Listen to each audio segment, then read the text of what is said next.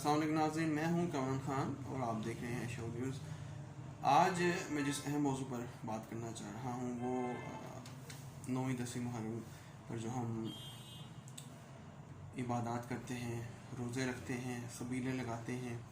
ये तो वो अमल है जो अल्हम्दुलिल्लाह हम अहले सुन्नत वल जमात करते हैं, सुन्नी करते हैं, बरेलवी करते हैं ख़ास तौर पे। इसके साथ साथ जो हमारे कुछ दोस्त अहले तशी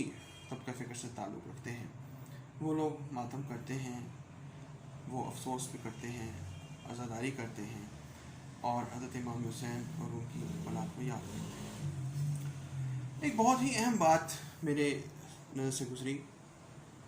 और बिलाशुबा अगर आप देखें कि जो दूसरा तबका फ़िक्र है जो कि ख़ास तौर पे देवबंदी मकतब फ़िक्र और अहले हदीस मकतब फ़िक्र ख़ास तौर पे है, अगर हम उनकी बातों पर गौर करें तो आप नतीजा ये अक्स करते हैं जब आप बहुत सारे उलमा कराम की बहुत ही अमीर गहराइयों में जाकर तमाम तर चीज़ें सुनते हैं तो आपको यूँ महसूस होता है कि अगर ये मातम अहले तशी ना कर रहे होते, अगर ये इतनी याद ना कर रहे होते उनको, तो आजकल के नफ्सा नफसी के दौर में मैं नहीं समझता कि कोई बरेलवी होता, कोई देवबंदी होता, कोई अहले हदीस होता, किसी को भी हज़रत इमाम हुसैन की जो शहादत है वो इतनी इम्पॉर्टेंट जो है तरीके से याद होती, इतनी अहम तरीके से याद होती और उस जो कुर्बानी की जो आहट और जो उसकी जो शिद्दत है हम आज भी महसूस करते हैं, ये सब उनके याद करने की वजह से। हम जनाब हज़रत उमर फ़ारूक रज़ियल्लाहु अन्हु की शहादत भूल बैठे थे, वो अब हमारे कुछ सिपा साहबा और बहुत से देवबंद दोस्तों ने उसको उजागर किया। यकम मुहर्रम को अब हम उनको याद करने लगे हैं। इसके अलावा हज़रत उस्मान गनी की शहादत हम भूले बैठे हैं और इस तरह हमारी तारीख़ भरी पड़ी है बहुत बड़ी शहादतों से, लेकिन जो हज़रत इमाम हुसैन रज़ियल्लाहु अन्हु की शहादत है इसका मुकाबला किसी शहादत से नहीं हो सकता। हज़रत अली रज़ियल्लाहु अन्हु और हज़रत अमीर मुआविया रज़ियल्लाहु अन्हु का जो मुकाबला किया जाता है ये कतई दुरुस्त नहीं है। हज़रत अली रज़ियल्लाहु अन्हु की शान बेनियाज़ी एक बहुत ही बुलंद ज़ात है। हज़रत अमीर मुआविया को आप मुकाबले पे नहीं ला सकते, लेकिन बदकिस्मती की बात यह है कि जब दूसरी तरफ से उनकी ज़ात पर तबरा किया जाता है तो फिर लाजमी बात है कि कुछ लोग उनको जो है सपोर्ट करने के लिए आगे आते हैं। इसी हवाले से मैंने पहले भी अपनी एक वीडियो जो है पैगाम जारी किया, उसमें ये भी कहा कि हुकाम वाला को ये चाहिए कि बहुत से मौज़ूआत पर पाबंदी लगा दें, जिसमें बाग फ़दक जो है उसका भी जो है वो शामिल है मौजू, और इसी तरह हज़रत अमीर मुआविया और हज़रत अली का जो मुआवज़ना करने का टॉपिक है वो भी शामिल है। मेरे पास आज भी कुछ ऐसी कुतुब मौजूद हैं कि जिनमें यज़ीद को रहमतुल्लाह अलैह और अमीरुल मोमिनीन भी लिखा गया है। ये ऐसे मौज़ूआत हैं कि जिन पर अगर हम कलम चलाते रहेंगे,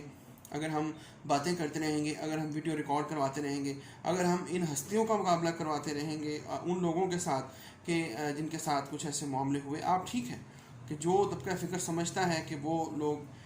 जो है उनका कोई कसूर नहीं था। बाज़ उलमा कराम जो हैं कराची से ताल्लुक़ रखने वाले एक मुफ्ती साहब हैं, वो तो यहाँ तक कहते हैं कि यज़ीद का तो कसूर कोई नहीं था, यज़ीद ने तो ऑर्डर नहीं दिया था।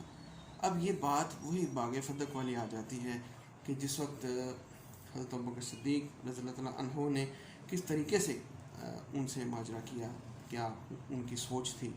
हम इन हस्तियों के मामलात में नहीं पढ़ सकते। इसीलिए इन मौज़ूआत पर पाबंदी भी लगनी चाहिए, इनको मौज़े बहस नहीं आना चाहिए और ख़ास तौर पे मुहर्रम के दिनों में हमें अपनी दुकानें सिर्फ चमकाने के लिए जो है उम्मत को डिवाइड नहीं करना चाहिए। बहुत से अच्छे लोग इस वक्त जो है वो बहुत सी अच्छी बातें कर रहे हैं, अहले तशियों में से, अहले हदीस में से, देवबंद में से, और जो एक बहुत ही ख़तरनाक बात है कि हमारे जो बरेलवी उलमा कराम हैं वो इस वक्त बहुत ज़्यादा गुस्से में महसूस हो रहे हैं। तो उस हवाले से मैं ये समझता हूँ कि